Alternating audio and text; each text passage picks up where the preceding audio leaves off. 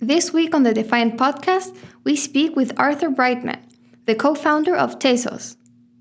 Created together with his wife Kathleen way back in 2014, Defiant Podcast, Tezos mainnet was launched in 2018 as a proof-of-stake chain with smart contracts. That's become an industry standard, so they were way ahead of their time. So, as someone who's been in crypto for as long as Arthur, what are his thoughts on the current bear market, and how does it compare to previous ones?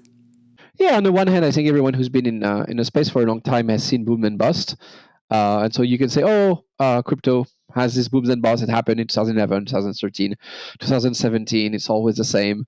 On the other hand, you have the approach that says, no, this time is different. So um, there are definitely some similarities in the sense that we saw a lot of a bit of irrational exuberance in 2021, and it's calming down a lot. So we've seen that in the past. What's different is that I would say since the beginning of the cryptocurrencies with the release of Bitcoin, we've had an easy monetary policy. Bitcoin came out on the heels of the financial crisis, so there was a lot of quantitative easing and a lot of rate reduction, and we've mostly had that for the life of cryptocurrencies. It was, the Fed kind of blinked around 2018, 19 and started cutting rates. But we haven't had a scenario like this one where we're seeing both a risk of recession and elevated inflation. So it's not just a crash of crypto asset prices. It's a broad market crash. Everything's going down. Cash is being inflated away. Equities are going down. Bonds are going down. So in that respect, it is I would say materially different from previous cycle. But I don't think anyone knows exactly how it will end up playing out, or I think anyone who claims to know for sure is lying, or possibly to themselves. But So what's the impact of? I mean, the fact that this time this crash comes with just like this just macro headwinds, because I mean, does it mean that before it used to be just like a purely crypto isolated crash? So it was basically crypto coming down from too much hype, and there was just like this natural floor of, okay, prices have corrected, there's some fundamentals here, people are building, and then it can start to rise again. But now there is just like some added selling pressure because there's just not as much demand for risk assets. I mean, in this case, like, is the crash going to be worse, deeper, longer? Like, what do you think is the impact? well, I think there's different hypotheses that needs to be tested. I think it's still remain uncertain why cryptocurrencies have value, and there's definitely several good theories for it. One of it being that it's treated as a store of value. It's a censorship resistant store of value, so people might hold Bitcoin or Tez or other cryptocurrencies because they can have direct control of it. It's not anyone's liability. It's a standard argument for a store of value, digital gold, with, of course, the caveat that it doesn't have all the history of the store of value, and the fact that a lot of people who buy these crypto assets don't necessarily fit the profile of people who might actually really care about sovereignty and in owning the currency. So you can patch that and say, well, people are speculating that people will need self-sovereign, censorship-resistant stores of value. That's one narrative. There's been narratives about inflation hedges, which I think are not doing very well in this scenario where we have elevated inflation and crashing crypto asset prices. Other narratives have been, no, these are platform for applications, and the value comes from the fees, which are going to be burned or distributed to proof of stake validators. But there's one theory which is like, oh, you know what, this is a weird animal, and it's somehow just a manifestation of a very low interest rate environment when essentially nothing has yield. You might as well buy this crypto asset, and it's not, and it's not something that happens in a normal environment where rates are elevated. Now, I don't think that explanation is true. I don't think that, but it's not been fully tested because we haven't had long periods of elevated rates and cryptocurrencies in the past before. So it's a new regime that is yet unexplored.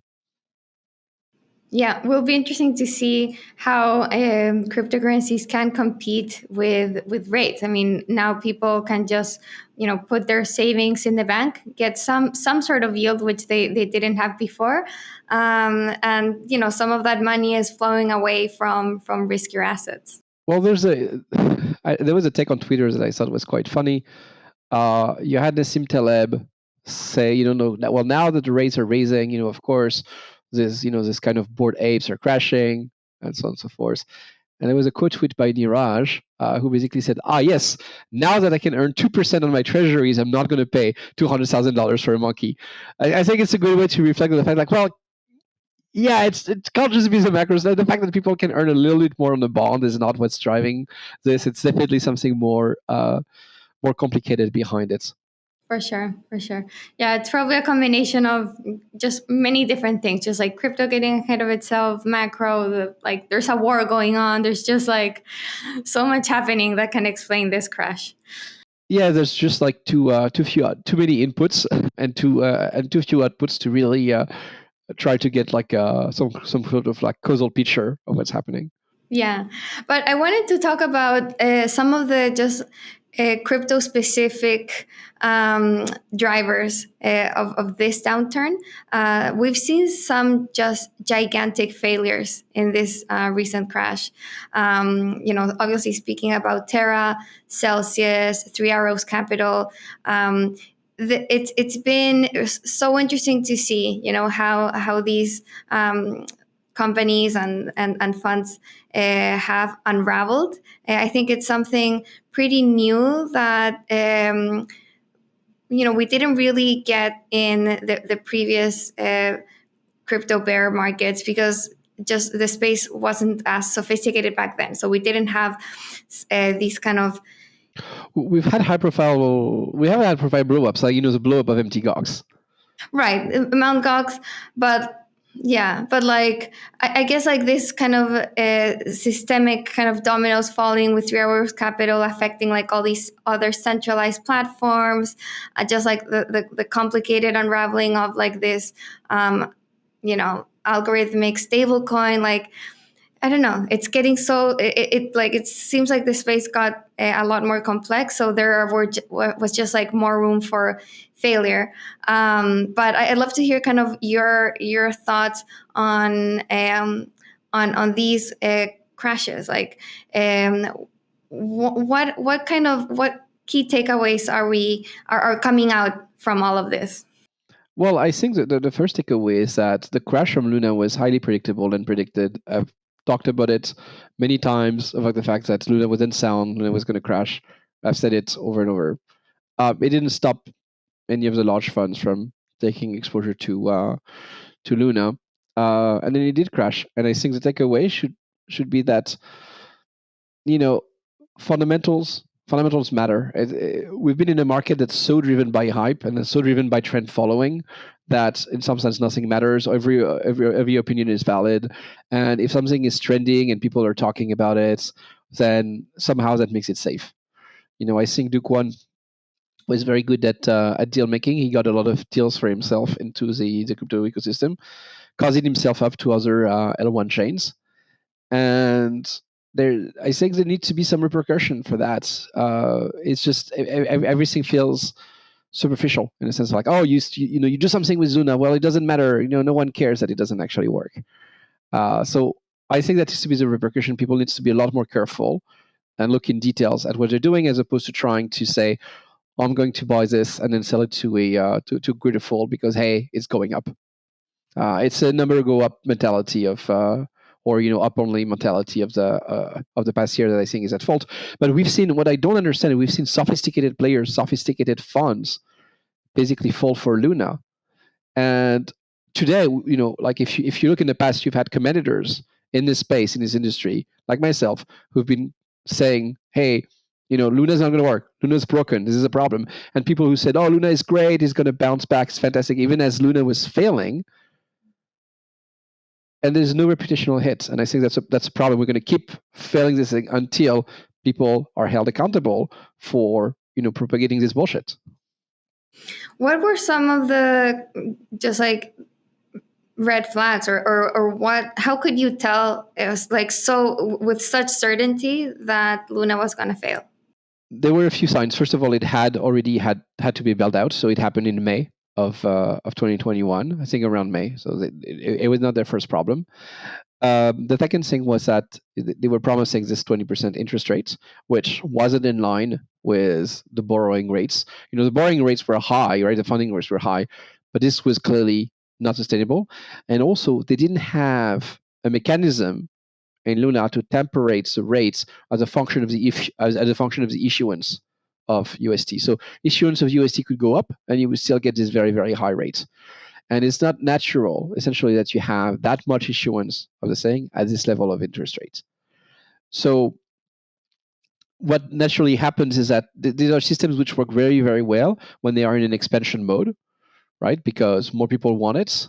But as soon as you have a contraction, it can't handle it. You have a contraction, so people start redeeming it against Luna token, which are minted, which are sold, which depresses the price of Luna, which creates more pressure on the supply. So they can depeg very, very rapidly as they shrink. And there's some sort of homogeneity between Luna, where the Luna collateral was so tied to the stablecoin that essentially, if the stablecoin fails, the collateral would not maintain its value.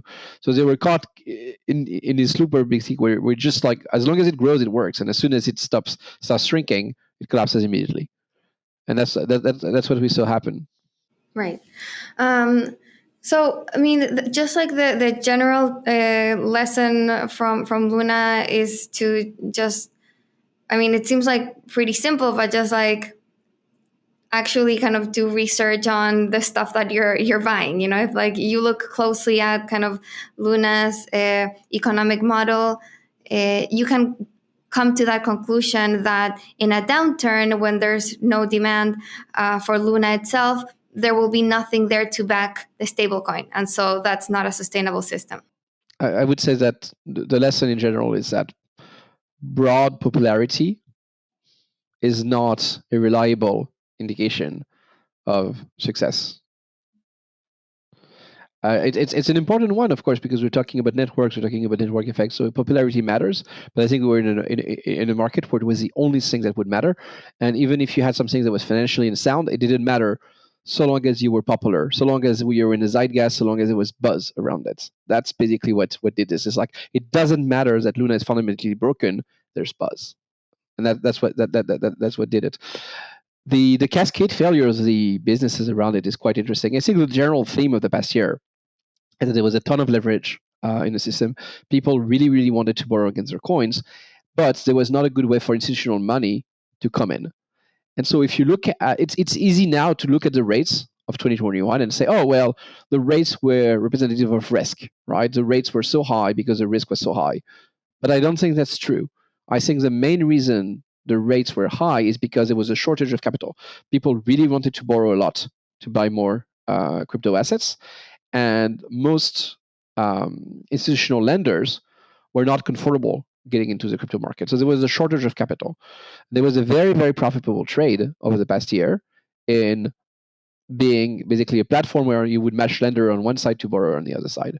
So people did this with DeFi protocols. And let's set Luna aside, because Luna is just like broken economics, but like DeFi protocol, which are not based on broken economics, which are based simply on collateralized lending, have fared actually very, very well in this contraction. It's simple. It's almost amazing that companies like Celsius and BlockFi managed to blow up in this environment, because this was an environment where you could make money hands over fist with a very simple business model, which was get a bunch of collateral and then lend against it and then do margin calls. So why do you think it is that they had such spectacular failures? Is it they were overly greedy and they were doing more with the collateral that they were getting, speculating on kind of putting the customers' money in illiquid investments and so on? I mean, the disadvantage of using greed as an explanation is that everyone's greedy, right? So if you're saying like they were greedy, well, who is not greedy and when? But if we define greed as being blinded by the short-term appeal of profit, I don't know, maybe a bit. If you look at what happened, I think and I don't know the full picture, and I'm sure there's some people who have a lot more knowledge about this. I'm primarily a technologist. I come from a markets background. I was a quant in banking, so I do like thinking about this, but it's also not my main area of expertise, and it's not the one I'm most knowledgeable with at the moment. But my understanding is that there were a few trades that did somewhere like Celsius. One was, I think, either Celsius or BlockFi had uncollateralized loan to Three Arrows Capital. So, and who themselves took heavy losses on Luna and a few other things, but I also think Celsius was also into Luna. So taking losses into Luna, taking losses from uncollateralized loans into other entities. So it's not even collateral margin failing or liquidity failing. It's not even liquidity crisis failing. It's just like being uncollateralized. So I think those were triggers. The other trades besides Luna that were problematic, one was the GBTC discount trade. So basically, you buy the GBTC ETF, and you hope that the discount is going to close, either because it gets converted as an ETF by the SEC, or the SEC allows them to convert it, or somehow the digital currency group allows redemptions. But neither has happened. And in fact, they have incentive to try to turn it into an ETF because it would be huge for them, but barring that, they don't really have incentive to allow for redemption. So it's a weird situation, and the prices can diverge for a long time. And the other one was Stake ETH. So people were buying Stake ETH from Lido, which is this staking derivative that's available for the Beacon chain. And in theory, you can convert it into ETH if and when the Ethereum merge happens after an unstaking period.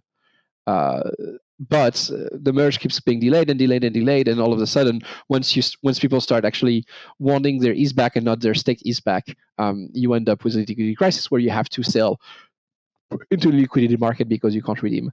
In some sense, we've seen these failing trades before in finance. If you look at long-term capital management, they had convergence trades between bonds that ought to be worth the same thing. The problem is that the market can stay irrational or illiquid longer than it can stay solvent. And so if you leverage a lot into these illiquid trades, they can be very they can blow up in your face very easily. So there were several kind of very popular trades that just didn't play out. Luna, Stake ETH, GBTC, and then obviously kind of I would say reckless, idea of borrowing huge amounts of money to 3 Arrows Capital uncollateralized. So all of those things kind of came together to blow up these centralized platforms. I don't have special knowledge here. I just want to say, I'm telling a story that I'm mostly reading in the news rather than reading in Twitter, and that kind of makes sense. And I'm not seeing it really challenge. I could be wrong. I don't have any special knowledge in the books of Celsius or 3 Arrows Capital or anything like that. So I could be completely wrong, but at least as a story, it's coherent. Yeah, I mean that's a public information that has come out, and one kind of narrative that I've seen that's very interesting is kind of what you've already alluded to, comparing DeFi lending protocols that just like have to work with collateral because that's just like how these smart contracts are built, versus centralized lending platforms that are more opaque and have more kind of a more discretionary ability to deploy capital, and can take more risk that way. And I just think it's really interesting that we've seen kind of CeFi fail, while DeFi, of course, like TVL has gone down, tokens are crashing, but everything is still working. People can withdraw, they can deposit, they can, liquidations are happening in an orderly way. Actually, so it depends on which protocol you're talking about. If you're talking about MakerDAO does it well. They do liquidation auctions. I mean, they weren't doing it completely well actually, back in March 2020 when it crashed and they had all the auctions simultaneously on the chain. But they fix it. And then you have some protocols which are quite naive about it, like Solend. And then when Solend ended up having this huge position that was going to be liquidated, they kind of did this thing where the whole governance, they spun up a DAO, and then there was a single vote that managed to take the collateral away, and that's like that is not, I think that is not what DeFi should be about. But the real DeFi protocols did quite well through this. DYDX, the Decentralized Derivatives Exchange, is on a mission to build the world's leading crypto trading platform. To further this mission, the team is now developing the next version of the protocol, V4. DYDX V4 is planned to launch at the end of 2022, and it will be open source, fully decentralized, and entirely controlled by the community.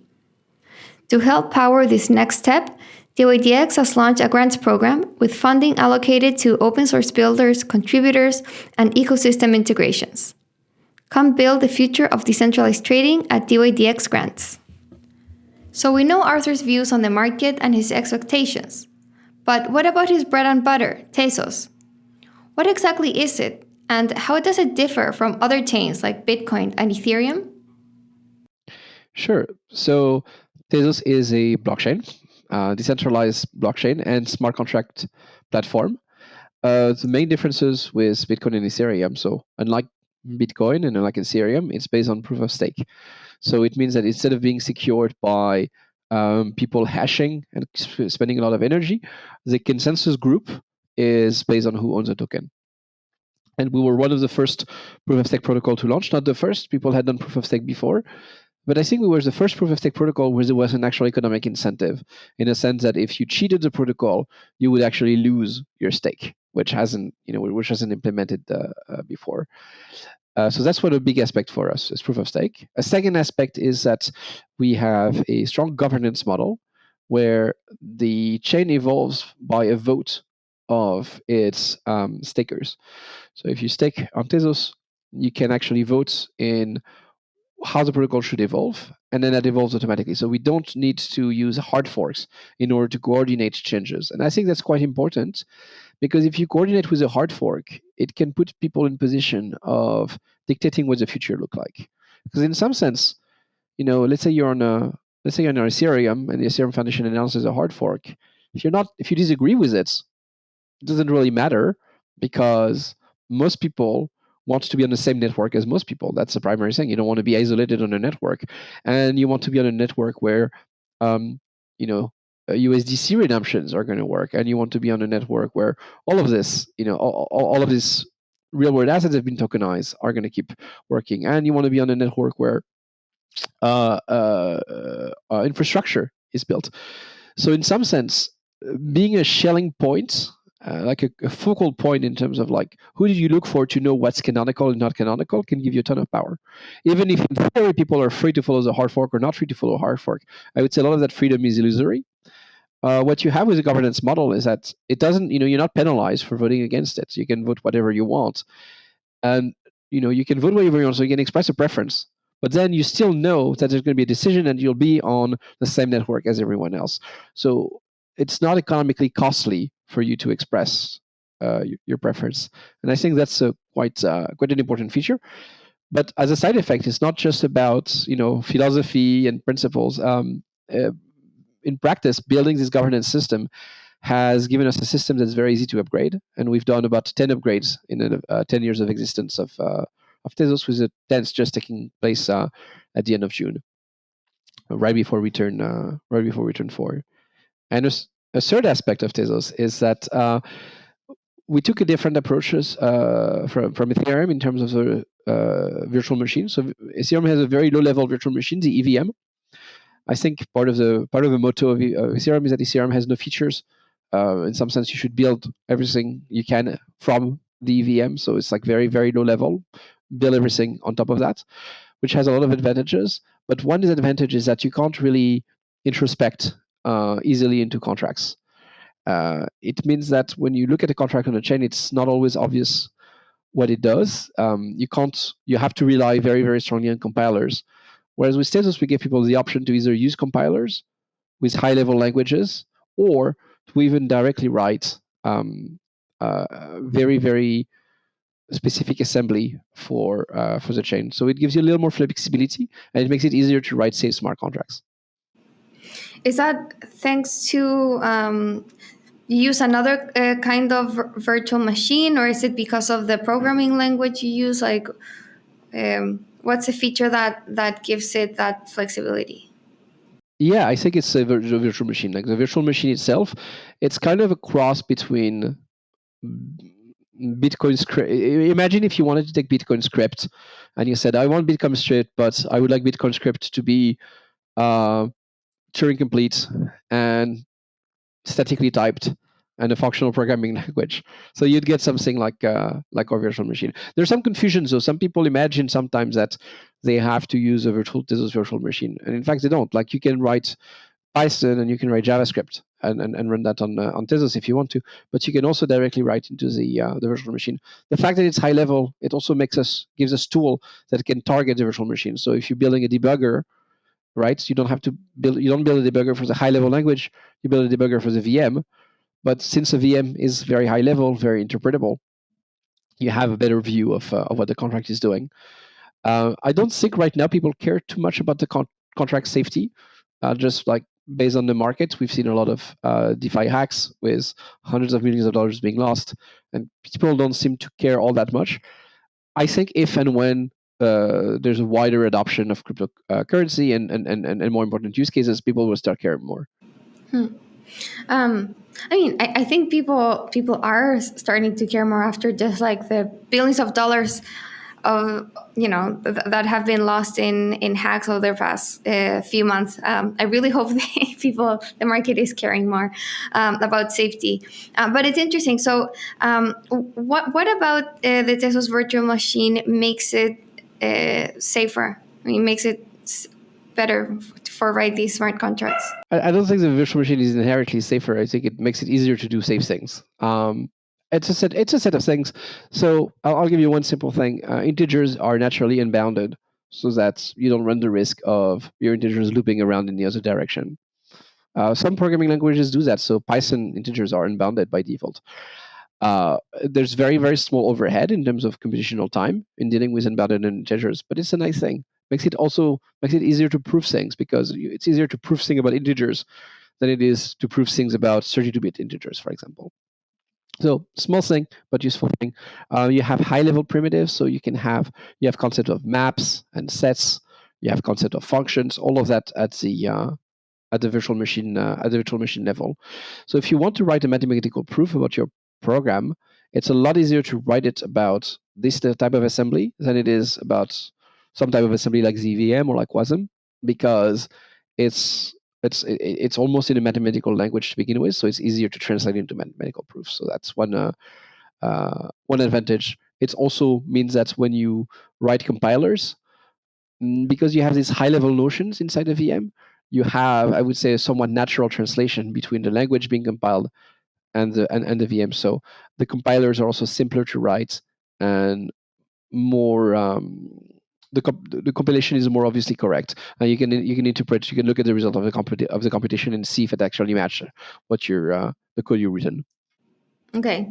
So just generalizing, would you say that because the Tezos virtual machine works at a higher level than the Ethereum EVM, that makes writing code on the Tezos virtual machine easier? And because it's easier to write code, it's easier to check it and find bugs that way? So, first of all, most people who write contracts on Tezos do not write code for the VM directly. Some people do if you want super optimized code, and you can do it manually. It's an option that's afforded to you, but it's not necessary, and most people don't do that. Most people use, again, languages that look like TypeScript or Python to do it. I would say it's more useful for the tooling. So building debuggers, building testers, or building reliable compilers. That, I think, where the main advantage is. Okay, great. And so it's interesting that you're saying that you can use any programming language to write applications on Tezos. I guess that's different from Ethereum, where you need to like write them on Solidity. Oh, so when I say any, I think there's a few programming languages which are very popular. SmartPog is one. JS Lego is is another one. Archetype. So you shouldn't take any programming language and compile it to Ethereum, to Tezos. I mean, you could do the same thing in principle. You could take any language, right, and compile that to the VM, but you would still need to write a compiler. and the compilation would not necessarily be efficient. But so yeah, there's, I would say, 3 or 4 very popular smart contract programming languages in Tezos that compile to Biggerson. As builders continue to innovate and adoption ramps up, Avalanche is striving to design the premier scaling solution for Web3. Avalanche subnets let you minimize transaction costs and maximize your speed, consistency, and user experience. Scale with Avalanche subnets and experience Web3 like never before. Head to avax.network to learn more.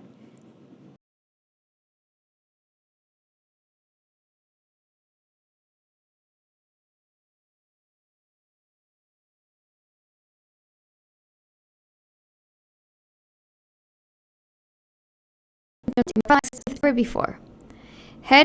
On-chain governance has arguably been one of the greatest innovations in crypto, but it's also come with major difficulties. Coordinating DAOs has proven to be complex and layered, so many have come to believe that simplicity and a minimized governance policy is best. With on-chain governance being so central to Tezos, where does Arthur stand on this topic? And how exactly is governance in Tezos tackled? I completely agree. I am also a governance minimizer. I think you should have the minimum amount of governance necessary, but no less. And I think that a lot of chains don't have enough governance. So, or rather, it's not that, it's just you don't have the right type of governance. Whenever you have a chain that's going to, whenever you're going to consider upgrade and technological upgrade, you're going to have a governance process, whether you want it or not. And that governance can look like Hartford-based governance, but that's a governance process, or it can look like on-chain governance. And I think on-chain governance is a better way of making these decisions. Hartford governance, the idea is say, oh, no governance, we just run 2 different versions of the code, and you can run whichever one you want. But like I said, this is an illusory choice, because you still want to follow the pack. You want to follow, the majority of the ecosystem. So it is a governance procedure. The governance is that people propose forks, and then you play coordination game where you try to predict it's not about which fork you prefer, it's which fork you think is going to be the most legitimate. So it's an implicit, very implicit, unwritten governance mechanism, which is about clout, which is about perceived legitimacy, a lot more than it is about technical merit. Now, of course, if someone does a fork that's horrible, no matter how much clout and legitimacy they're going to have, maybe that won't work, right? If you come in and you say, this is the official fork, but somehow it burns everyone's balances and it breaks every contract, people will say, well, I don't care how legitimate it sounds, I'm going to stick with the old version. But within some reasonable bounds, it gives a ton of people a power to whoever has this perceived legitimacy. And that's not the case at all when you have on-chain voting, coin voting. Like you don't have this phenomenon. So I'm pro this form of governance, and if we could get rid of it, I would absolutely do that. And I think you should get rid of governance at some point in the future when there's basically almost no more technological progress to be made. If that's the case, if you don't really need to upgrade your shit anymore, then maybe you give up on governance. But for a while, as a progress in the space continues, as progress in research and development continue, it's important to have this mechanism. Couldn't the same thing happen with on-chain voting, with what you're describing with hard forks? Like if you're seeing that all the vote is going to kind of one option, and all the biggest stakers and all the kind of more legitimate people with clout, whatever, are voting in one direction, it can create kind of the same effect. I mean, if they're all voting in the same direction, right? So first of all, you don't have to vote in the same direction. Like if they all vote in the same direction and you vote in a different direction, you're not going to end up on your own fork. They'll win. They're going to win the votes, but you'll still be with everyone else, right? So that's the biggest difference. Like with a hard fork, it's possible for a hard fork that no one wants to still win. Because even though no one wants it, everyone thinks other people are going to run this version, and therefore they have to run this version. So like you can have 0% support for a hard fork, and a hard fork is still successful. Whereas that's not possible with on-chain voting. I see it. It's because Okay, so in a hard fork, you think the argument is that participants are more compelled to go to one direction, because otherwise they'll be out of the chain. Like the consequences is much greater than just voting one way or another. Yeah. And what exactly do stakers vote on Tezos? So the stakers, which you call bakers on the Tezos network, like they make little breads, which are the blocks. They vote on protocol proposals. So anyone can come in and make a proposal, and a proposal is a hash of the protocol code. So you say, I want to replace the protocol code with this new version of the protocol, which could be anything. So the hash is proposed, and people can vote for it or against it. It's the process takes about 2 months and a half from proposal to adoption, and there's 3 phases of voting. In the first phase, you have an approval voting phase where people basically upvote protocol proposals, and there could be several at the same time. So you upvote the ones you like, you don't upvote the ones you don't like. At the end of this period, we take one proposal, the one that has the most upvotes, and we set it for a vote. So that's a binary yes or no vote, and that one has a required quorum around 60% and a required approval of about 80%. And we meet those quorums. So regularly you have quorums of 60% for the Tezos vote. It's not like some DeFi protocols have governance and you'll see like less than 1% participation. We're at over 60% participation on a lot of these votes.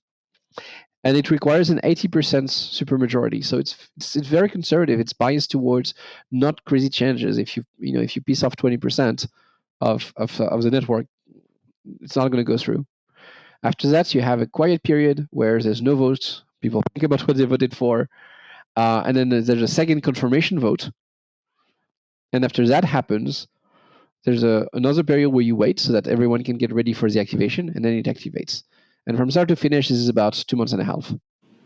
Interesting. And for the confirmation vote, is 80% also required? Yes. Okay. And then after that 2.5 month period, then there's another kind of round of proposals that are evaluated and so on. Like the process just keeps on repeating. Exactly. And anyone can propose. Anyone can propose. We even had anonymous contributors. And so you don't have. I mean, but do you have to be like a baker to propose? Yeah, I think so. Actually, you need to be a baker to propose, but or you need to know a baker who will put in the proposal for you. There's 400 bakers. If you write a proposal, you'll find a baker to put it in. In the same way that if you want to put a transaction anyway, you need to have a baker included in some form or another. So that's really interesting. Okay, and there's 400 bakers around that. Yeah, I mean it's hard to know because of course you could have a baker use 2 different addresses, but we don't make there's no incentive for bakers to split their account. We make sure that we create no such incentive. It's very tempting for protocols to boost their numbers by saying like, oh, a staker cannot have more than this amount of stake. And then of course the big stakers will just split their stake and you can boost a very large number, but in practice it's a small number. It's kind of ridiculous how Ethereum, the beacon chain on Ethereum says like, you're a validator when you have 32 ETH. So it's like, oh, we have millions of validators. No, you have millions of packets of 32 ETH, and that should not be called a validator. A validator is one machine that validates. Yeah, that's a really weird terminology which confuses a lot of people. Because people say, oh, you have only 400 bakers, on Tezos. We have millions and millions or is it hundreds of thousands on Ethereum, which is not a. I know why they say it because they say, well, they could have different keys and so on and so forth, but I think it's still a misleading number. Yeah. So 400 bakers with how much at stake? So the stakers by themselves need 2 things to produce blocks. On the one hand, they need to put up 10% of the collateral. So 10% of 10% of TES at all time on a network are basically staked. And they also need to attract delegation. So essentially, what gives you the right to create a block is owning Tez. If you own Tez at any point, sometimes you get the right to create a block. And that right is exercisable by whoever you delegate to. So if you delegate to yourself, you have to exercise a right. If you delegate to someone else, they can exercise the right, but they need to have a stake to exercise the right. So the right to create a block incomes on people who own Tez, but the exercise of that right is whoever they delegate to and who needs a bond. And about 80% of the network, 80% of the Tez in circulation is delegated to a baker, and the bakers by themselves stake about 10% of the money mass of Tezos. Okay. Sorry, when you say you to be a baker, you need to stake 10% of Tez, but that's 10% of what? Of like the amount of Tez that you own? No. So I would say collectively, bakers will have about 10% of all Tez in circulation at stake. Oh, okay. And how is that kind of enforced? Mathematically through the protocol. If you want to exercise your block creation rights, you're going to need to have this stake, otherwise you won't receive the block creation rights. Right. Okay. So there's no like limit to how much or there's no minimum of how much Tez a baker needs to put up. Like in the case of Ethereum, it's 32. Like you just need to have like 10% of. No, there's a minimum. So the minimum is around 6,000 Tez. Okay. And it's mostly here for historical reasons. It's a number that's been lowered in the past, and that we can keep lowering. But essentially, it makes things more efficient to have a limit on it. Unlike ETH, we do sortition of the bakers. So basically, every block you have a random sample of the bakers which are selected to sign a block. So we don't need to limit the number of validators. We can have an unlimited number of validators. What the 6,000 does is that it tells you that your sample still has a lot at stake. Okay, got it. Is 400 bakers? I mean, is that like to you like a decentralized enough? Is the goal to increase the number of bakers? Like what's the path on that? Yeah, I don't think decentralization is number of bakers necessarily. I think decentralization is more about power. In some sense, what powers does the bakers have? Because you could, first of all, if you have one baker with 98% of all the stake, and then 1,000 baker with 2%, that doesn't mean all that much. If all your bakers collude with each other, if you have a lot, that also doesn't mean all that much. So first and foremost, the thing that's even more important than decentralization is minimize the power of validators. Like that's the thing you want. You don't want them to be able to harm the network. And that's, I would say, is number one. And so even though there's on-chain governance in Tezos, if somehow, first of all, it has very, very stringent thresholds, but even if they did something crazy, it takes place over 2 months and a half. You have plenty of time as a last resort to hard fork if something crazy is going on, right? Or they're deliberately harming the network. So basically, the worst that validators can do is they can double spend, right? They can do reorganization, they can double spend. But the nice thing with proof of stake is that you can detect that, and you can levy extraordinary financial penalties on the people who did this, and then they're excluded from the network. So proof of stake is very, very good at discouraging this type of behavior, but also as being self-healing if and when it does happen. There's a temptation, I would say, to put in more tasks on top of what the validators do, but the more you put, the more you increase their power. Most things on a blockchain do not need an honest majority. Consensus does. Executing transaction doesn't. Like validating that transactions are correct does not require that. You run a full node, you can already validate that. So creating valid blocks does not depend on an honest majority. It's really just ordering transactions and maintaining a single head for your consensus. That's it, and you don't want to have more than that. Now, once you've minimized all that, I think the question of like, are these people going to collude and start producing invalid forks, or start producing competing forks? I think that's I don't think you could say there's a number that makes this. Like I don't think like with 400 or with 100 or with 4,000, one is going to be more likely than the other. The other thing I haven't talked about is censorship. So that's where I think the number of independent party is more important. And there's two levels of censorship. One level of censorship is I am a block validator and I refuse to include a certain type of transaction, but I don't mind if other people do.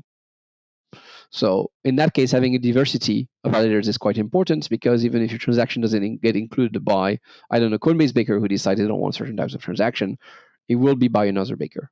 And that's quite important. There's another form of censorship, though, which is more arduous, which is I don't want to include this transaction, but I also want to block other people from including this transaction.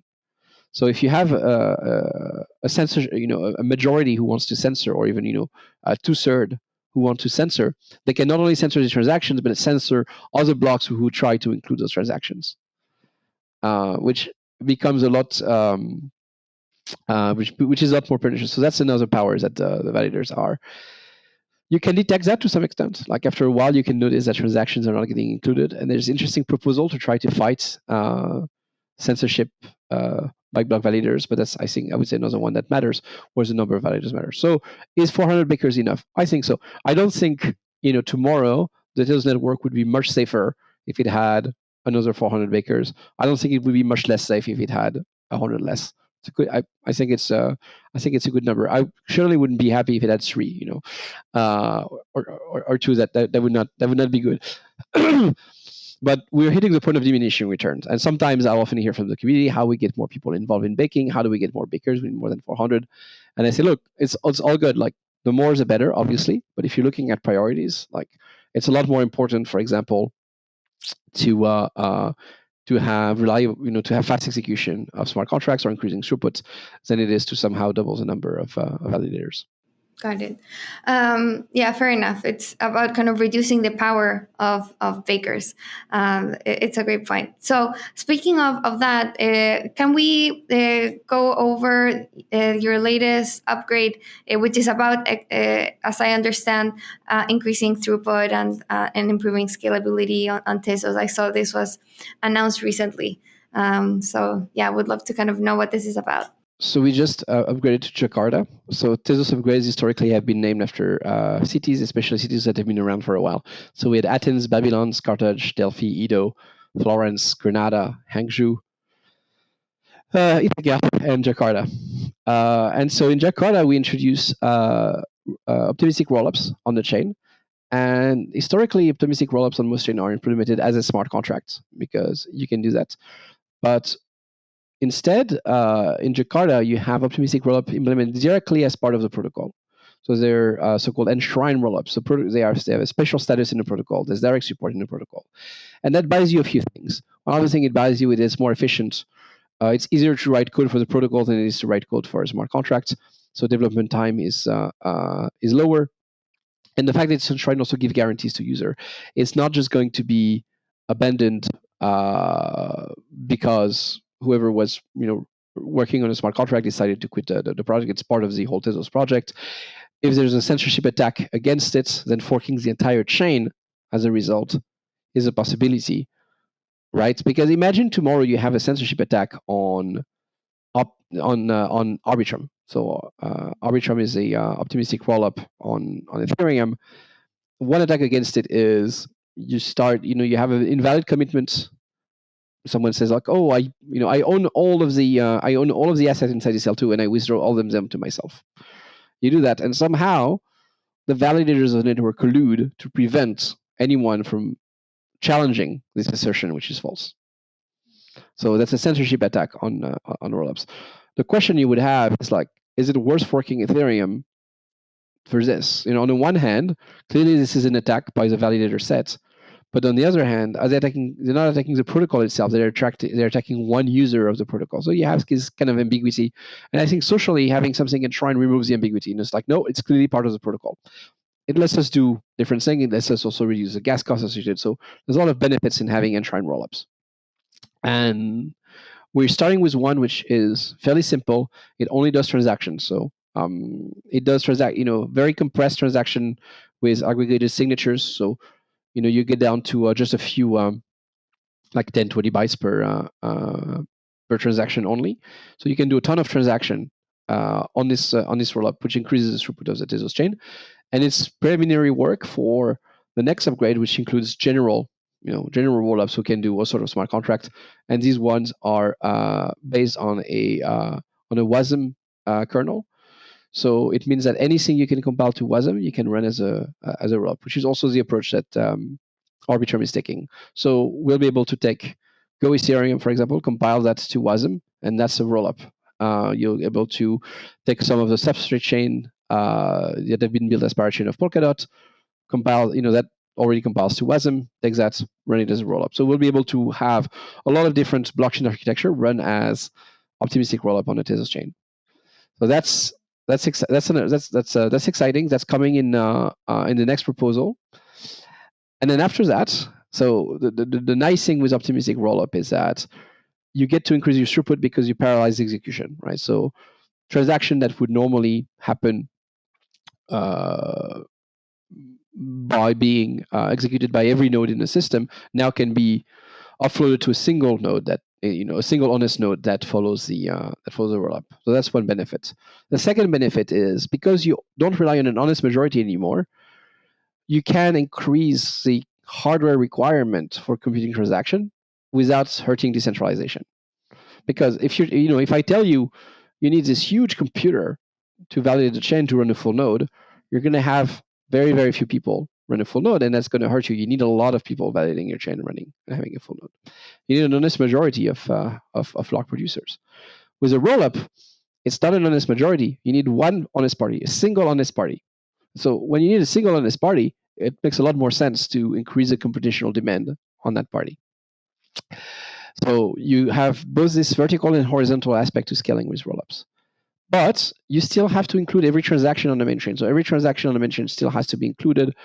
So your bottleneck becomes bandwidth. Essentially, your validators of your network, they're no longer computing all these transactions which are coming, but they still need to download them and include them into block. And that's where data availability sampling comes in. And data availability sampling essentially says, instead of downloading the entire blocks, validators download a portion of an error correcting code of that block. And once you do that, basically, I think you get to the point where you actually scale, in the sense that the more nodes in your system, the more processing power you have. Nice. So when do you expect the second step? Because the first step was already approved with just transactions. Next step with general kind of computing, the smart contracts. When is that? So that's coming up in the next proposal, which I think should be proposed within a week or so, or maybe a week and a half.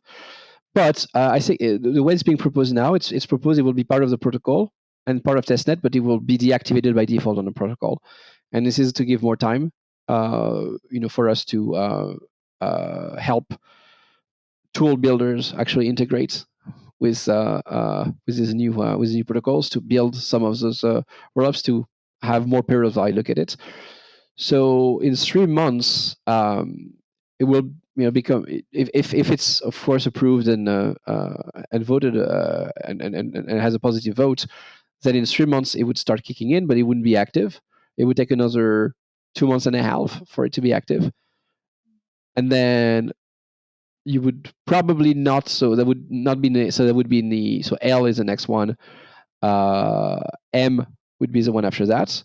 And I don't think M will have that availability layers. Will be in testnets, but probably not in M. So I would say in N. So that puts us basically 6-9 months from now for activation of massive throughput, essentially.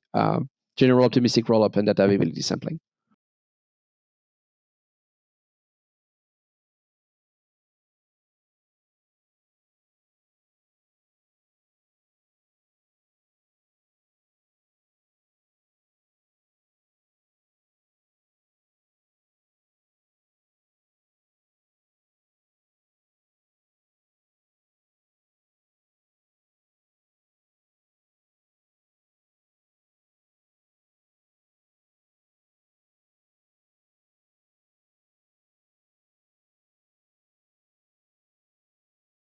Tezos has been a long-standing proof-of-stake chain. However, it's been slower to pick up than other layer ones such as Ethereum and Solana. Are its upcoming upgrades designed to make way for a deeper DeFi ecosystem? Or are NFTs the direction that Tezos wants to move towards?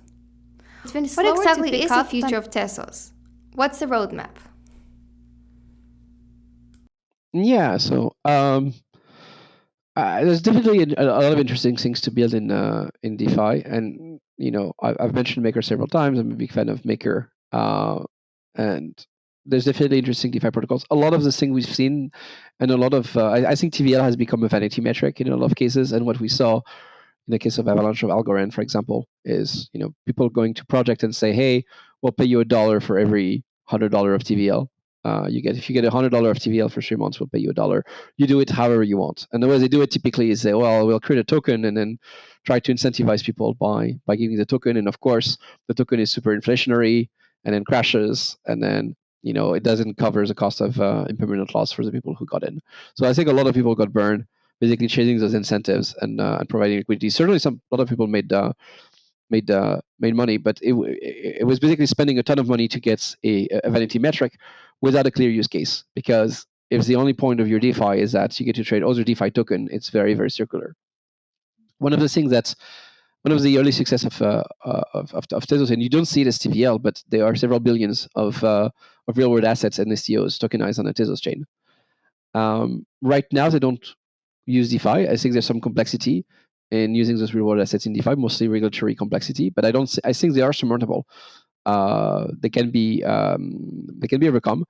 And if that's the case, I think it gets a lot more interesting for the long tail of businesses who tokenize their assets to have access to things like lending, to have access to things like automated liquidity provision. So there's a lot here that's still untapped, and the wars against who has the more TVL for trading dog coins is not. I don't think in the long run is that relevant.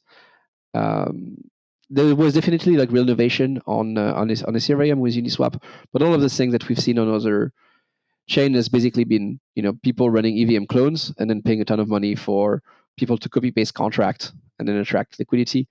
It doesn't strike me as something that builds a lot of long-term value for these ecosystems and for their chains. The quality has been low. I mean, sure, there's a ton of money pumped by Alameda and FTX into all of these, Solana DeFi protocol, but at the end of the day, you end up with Solend, who will have a one-day votes to manually liquidate positions instead of actually building a real DeFi protocol. So I remain a little unimpressed with what I've seen here. But the problem is that it's reflexive. Like a lot of people, agreed in the past years that, of course, DeFi is what makes a chain relevant, and so we're going to care about the chain that have very high TVL. NFTs, I think, are going to have more staying power, especially in the art space. Now, if you look at trading volumes, I would say a lot of the activity in NFT trading volume is still gambling related. So you can have this semi-fungible token where, and let me step back. So take projects, for example, like Bored Apes Yacht Club.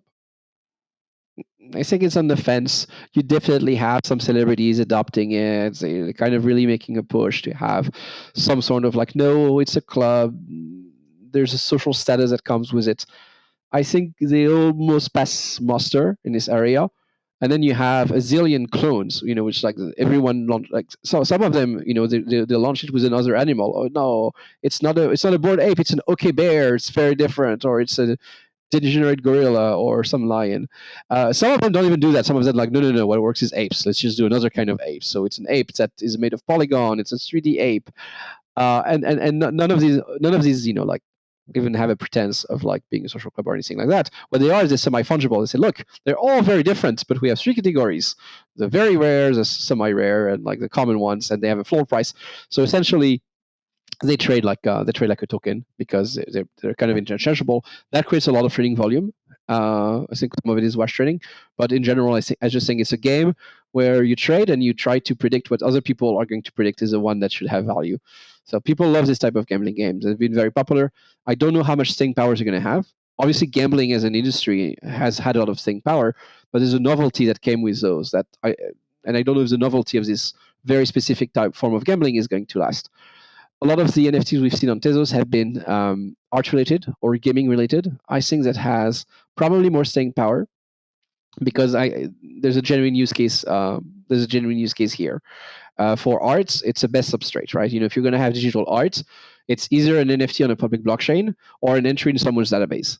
And the latter doesn't really make more sense. And people do want to collect digital art. People have always collected art. They're going to keep collect art, and a lot of art is going to keep being digital. So for me, that's a no-brainer. Gaming, I think, is a very interesting one as well. The main idea being that gaming studios historically have been known to abuse some of their position, and it's a way for them to basically tie their hands and tell gamers, look, you're in control. You have this. You can actually go to secondary markets and trade those. So that, I think, is also an exciting application.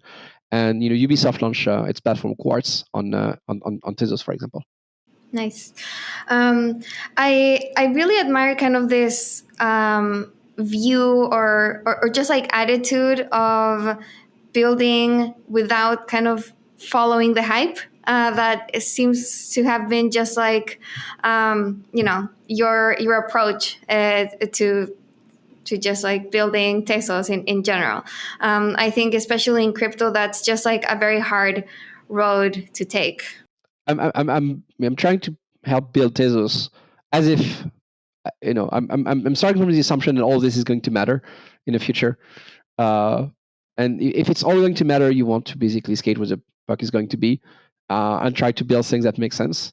But maybe that's completely wrong, and maybe I should just embrace the hype, get the money, and then do the crypto SPAC where you get the money for something silly, and then do something serious with it. But the problem with it is that if you do that, you compromise your culture, and that's really, really hard to get a turn. Like if you have a culture which basically discourages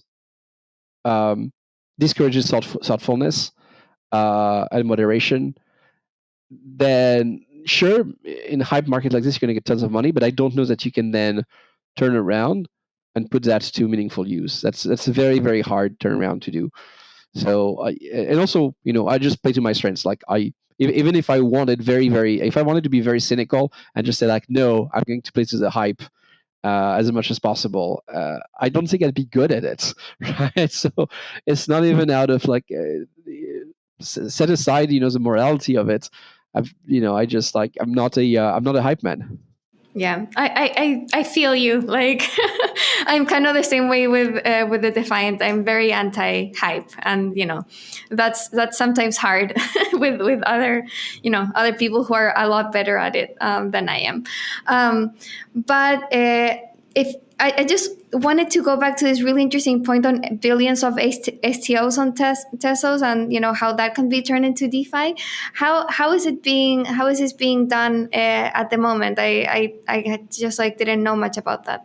Sure. So there's a continuum in the STO markets, right? On the one hand, on one extreme, you have, we're gonna keep doing everything we're doing with a transfer agent, and we will hash our cap table, and every month we'll put a hash of our cap table on the blockchain.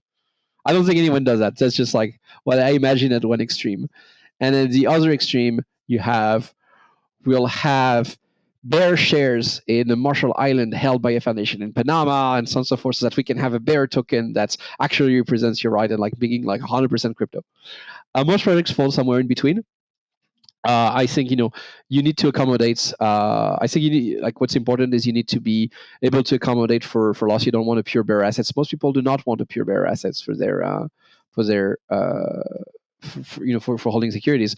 What they want, the flexibility of being able to do transfers without having to do a ton of paperwork with a transfer agent, but they also don't want to lose access to their investment if somehow they lose the ledger device. So you need some form of centralization here. You need some form of KYC, ML. You need some form of market controls. But I think it's possible to do a lot of that and still retain a lot of the flexibility and ease of use that you get, and mostly interoperability that you get out of blockchains. But that's a big part for me. A lot of the benefits come from this interoperability, and today a lot of these STOs are done on the chain, so it's nice for the it saves costs for the issuer, and for the investor it also gives you maybe an easier way to do transfers. But the real value, I think, is unlocked once you realize that, hey, all of these assets follow the same standard, and as a result, if someone wants to build an exchange for these assets, all they have to do is plug it into that standard, and all of a sudden you have access to this exchange. If someone wants to build lending against those assets, they can do that, and they don't have to be the same platform. So this interoperability, this composability of financial primitives around assets is what's really interesting, but that hasn't been built yet for SEO. Some people are trying to do this. Société Générale, for example, has been working on using DeFi protocols with with some tokenized assets. So there's definitely already experiments in the area, but it will come later. And I also think this is something that works better when the crypto hype dies a little bit. Because the thing is like if the market is crazy and people are making money hands over fists with nonsense, why would you bother build something meaningful? You build something meaningful not because you want to, sometimes it's because you have to. So when a lot of the very low like lying gains where you just like really the ends copycat of Uniswap and somehow gets millions of dollars for nothing, when that dies out, I think people get their back against the wall and say, okay, now I have to do something that's actually useful that people are really going to need, and we're not there yet. Not even after this crash, you still have you think there's more pain coming? I don't think it translates in terms of like necessarily token prices falling, but I would say in terms of basically easy money for not for without substance. Right, that's true. Maybe like a lot of the hype still needs to be washed out. No, that's a great point. And then kind of the more useful applications can be built. Would be great to see this with STOs on Tezos. Just to wrap up, what institutions are issuing these tokens right now? Well, there's different companies. We've had, of course, elevated returns on Tezos. We've had EquiSafe, GlobalCap. So there's Montpellerin. So there's a different set of STO companies that are tokenizing these assets. I think the latest one is an algae farm that was tokenized on the Tezos blockchain. Okay. So do you think kind of the path for DeFi on Tezos will be building infrastructure for these tokens? Yeah, I think using DeFi for these tokens is going to be it's some it's the way to put it is you're doing decentralized finance, but the goal of finance is to finance something, and if all your financing is more finance, there's a problem. It's kind of Joe Weisenthal puts it by saying it's kind of like, imagine that if you had the Nasdaq and the only thing that traded was stocks for other exchanges. That that wouldn't be useful. Like, you need to finance something. So when you say like, look, we're financing an algae farm, okay, there's a use case. People want to get a yield from the farm wants to get money, they meet, like, now you've solved a real problem. Before aside from that, I think too much of DeFi circular, it's not all of it, right? People want to hold a censorship resistant store of value, and they want to take a loan against the censorship resistant store of value they hold. That's a use case. But like, it's limited as a use case, right? Surely you can do a little more than that. Yeah, that's been the main use case so far, but I agree there's a long way to go before this is actual kind of replacing traditional finance. All right, well, Arthur, wait, one more question. What makes you defiant? Oh, what makes you defiant? I don't think you can go. I don't think you go into the crypto space if you're not defiant in the first place. Like, I sometimes joke that people say, "What did you start Tezos?" And it's a passion project. But sometimes I joke that because people were wrong on the internet, I'm defiant because I said that proof of stake was going to work. I'm defiant because I said that governance mattered for blockchains. I love it. Awesome. Well, this has been a fascinating conversation, Arthur. Really lovely chatting. And yeah, we'll be following Tezos' progress on the Defiant. And yeah, look forward to all the kind of big upgrades coming up. So thanks so much again for joining me. Thank you, Camila.